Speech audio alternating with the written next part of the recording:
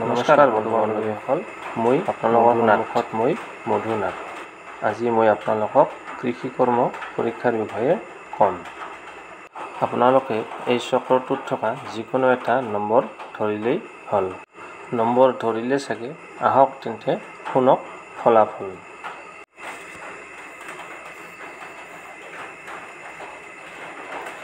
যদি 1 ধৰিছে, চাকৰিতকৈ কৃষি কৰ্মত কিছু উন্নতি আছে।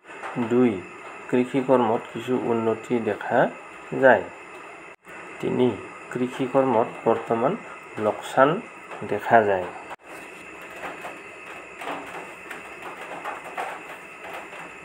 4 কৃষি কৰ্মত প্ৰচুৰ উন্নতি দেখা যায়।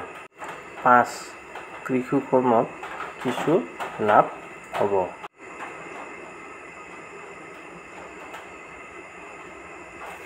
6 কৃষি কৰ্মত বহুত পৰিশ্ৰমেৰে উন্নতি হ'ব। 7 আপুনি কৃষি কাৰ্য কৰক, শীঘ্ৰে সফলতা লাভ কৰিব। 8 কৃষি কৰ্ম কৰক, কিন্তু বেছি ফল আশা নকৰাই ভাল।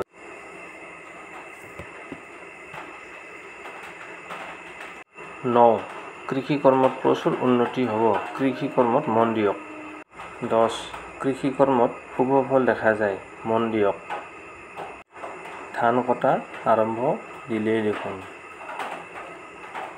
ভিডিঅ'টো শেষলৈ চাই থকাৰ বাবে তথাস্তু।